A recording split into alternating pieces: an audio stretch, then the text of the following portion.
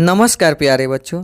आज आप लोग अध्ययन करेंगे राष्ट्रीय आईएम योग्यता आधारित परीक्षा यानी NEMS एग्जामिनेशन, जिसमें से कुछ विज्ञान के इम्पॉर्टेंट प्रश्न है जिसे आप लोग अच्छी तरह से पढ़ें। और इसका कुछ वीडियो पहले बना दिया गया है, तो उसे भी जाकर आप लोग वॉच करें ताकि एग्ज़ाम में अच्छा से अच्छा नंबर आए। तो इसमें जो है ग्लूकोमा किसका रोग है? तो जो ग्लूकोमा होता है वह नेत्र का रोग है। फिर इसमें सभी जीव यौगिकों का अनिवार्य मूल तत्व है तो कार्बन होता है, यानी सभी जीवों में कार्बन जरूर पाया जाता है।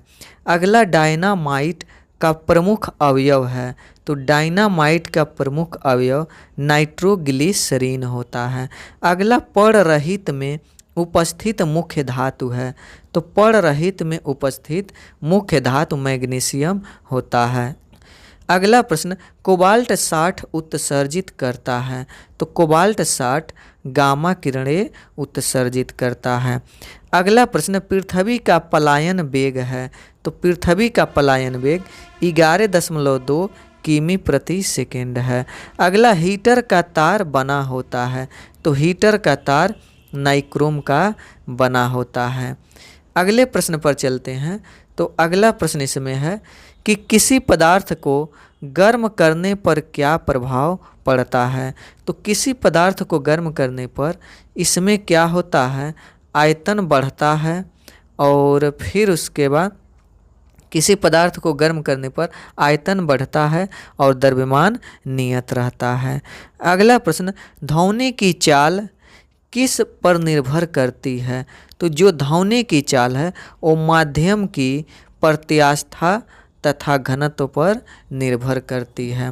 अगला प्रश्न, प्रकाश का सबसे अच्छा परावर्तक किसे माना जाता है? तो प्रकाश का सबसे अच्छा परावर्तक समतल दर्पण को माना जाता है। फिर अगले प्रश्न की ओर चलते हैं।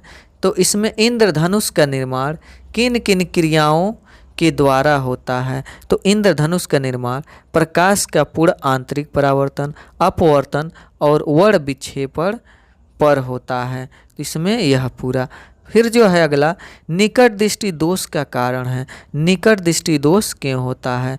तो नेत्र लेंस का मोटा और फोकस दूरी का कम हो जाना, जिससे निकट दृष्टि दोष होता है, यानी नेत्र लेंस मोटा हो जाता है और फोकस दूरी कम हो जाता है। अगला, प्रोटॉन का भार इलेक्ट्रॉन का भार का कितना गुना है?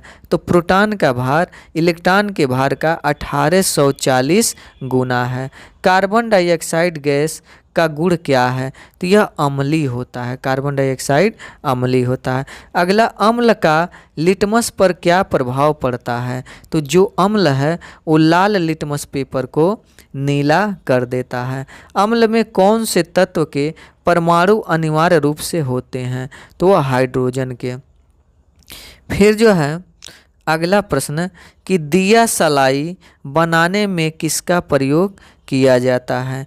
तो जो दिया सलाई बनाया जाता है जो घरों में, जिससे आग लगाकर खाना बनाया जाता है, जैसे यानी स्टोव पर या गैस चूल्हे पर, तो वह माचिस जो होता है, यानी माचिस जिसे दिया सलाई बोला जाता है, वह लाल फास्फोरस लगा होता है। उस पर क्या लगा होता है? लाल फास्फोरस। साबुन बनाने की प्रक्रिया को क्या कहते हैं? तो साबुन बनाने की प्रक्रिया को साबुनीकरण कहा जाता है।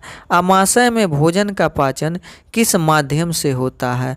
तो आमाशय में भोजन का पाचन अम्लीय माध्यम से होता है। प्रत्येक वृक्क का भार कितना होता है? ब्रिक यानी किडनी, तो उसका भार 140 ग्राम होता है। राइबोसोम किसकी तरह राइबोसोम किसकी सतह पर होती है? तो राइबोसोम जो होती है वो एंडोप्लाज्मिक रेटिकुलम के सतह पर होती है। अगला, प्रतिवर्ती क्रिया का संचालन केंद्र है, यानी प्रतिवर्ती क्रिया जिसमें मस्तिष्क का कोई योगदान नहीं होता है, वह डायरेक्ट मेरुदंड भाग लेता है, वह प्रतिवर्ती क्रिया कहते हैं। जैसे क्या हो, अगर पैर में कांटा चुभ जाए तो तुरंत पैर को हटा लेते हैं, यानी चुभते ही। तो यह कौन करता है? तो यह मस्तिष्क नहीं करता। अभी मस्तिष्क में संचार पहुंचने से पहले, उससे पहुंचने से पहले जो है मेरुदंड इशारा करके उसे हटा लेता है पैर को। तो उसी को ही प्रतिवर्ती क्रिया कहते हैं, जिसमें यानी मस्तिष्क का कोई भाग नहीं होता है। और ना हम लोग रोक भी सकते हैं, और यानी जैसे जो है छींक आना, पलक का झपकना, ये हम लोगों के ऊपर नहीं है, यह प्रतिवर्ती क्रिया के अंतर्गत आता है। अगला जो है, या अचानक जैसे सांप देखकर डर जाना, या रात में अचानक जैसे भूत आ जाए उसको, यानी जैसे बहम करके डर जाना। फिर अगला, तंत्रिका तंत्र की रचनात्मक तथा क्रियात्मक इकाई क्या है? तो न्यूरॉन होता है। अगला, भारत में खोजा गया प्रथम कंप्यूटर वायरस कौन सा है? तो वह सी ब्रेन है। अगला, लैक्राइमल ग्रंथियां स्रावित करती हैं, तो आंसू स्रावित करती हैं। अगला, सेफ्टी लैंप के आविष्कारक कौन है? तो वह हम्फ्री डेवी हैं। अगला, प्लेग की बीमारी किस जीवाणु द्वारा फैलती है? तो प्लेग की बीमारी पास्चुरेला पेस्टिज जीवाणु द्वारा फैलती है। अगला, कोशिका के किस भाग को साइट ऑफ कंट्रोल कहा जाता है? तो केंद्रक को कहा जाता है। फिर अगले प्रश्न पर चलते हैं। तो इसमें अगला प्रश्न, कौन सा प्रोटीन रक्त का थक्का बनाने में मदद करता है? तो वह होता है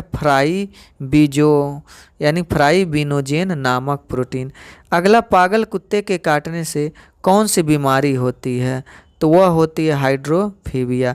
अगला, उपग्रह में समय ज्ञात करने के लिए अंतरिक्ष यात्री किस प्रकार की घड़ी का प्रयोग करते हैं? तो स्प्रिंग घड़ी का प्रयोग करते हैं। फिर अगला प्रश्न है, आदर्श गैस की आंतरिक ऊर्जा किस पर निर्भर करती है? तो वह ताप पर निर्भर करती है। अगला प्रश्न, कौन सा ऊतक शरीर के तापक्रम को नियंत्रित रखता है? तो वह संयोजी ऊतक होता है। अगला प्रश्न, पचे हुए भोजन एवं हार्मोन्स का शरीर में संवहन किसके द्वारा होता है? तो प्लाज्मा के द्वारा होता है। अगला, हृदय से शरीर की ओर रक्त ले जाने वाली रक्तवाहिनी कौन सी है? तो धमनी है। अगला प्रश्न, टिटनेस द्वारा शरीर का प्रभावित अंग है? तो वह है तंत्रिका तंत्र। अगला, शैवाल ईस्ट अमीबा में किस प्रकार का विभाजन होता है? तो इन सभी में अर्धसूत्री विभाजन होता है। फिर अगले प्रश्न की ओर चलते हैं। तो इसमें जो है, कांच को कैसे प्राप्त किया जाता है? तो जो कांच है वो सोडियम कैल्शियम के कार्बोनेट को सिलिका के साथ गर्म करने पर प्राप्त किया जाता है। अगला इसमें जो है कि जर्मन सिल्वर किसका मिश्रण है? तो जर्मन सिल्वर निकिल एवं जस्ता का मिश्रण है। अगला, ब्रिक की क्रियात्मक इकाई कौन सी है? तो नेफ्रॉन होती है। अगला, एक शराबी व्यक्ति में किस विटामिन की कमी होती है? तो विटामिन सी की कमी होती है। वीडियो अच्छा लगा हो तो लाइक करें, सब्सक्राइब करें, ताकि और भी अधिक से अधिक वीडियो बनाएं। वीडियो देखने के लिए धन्यवाद।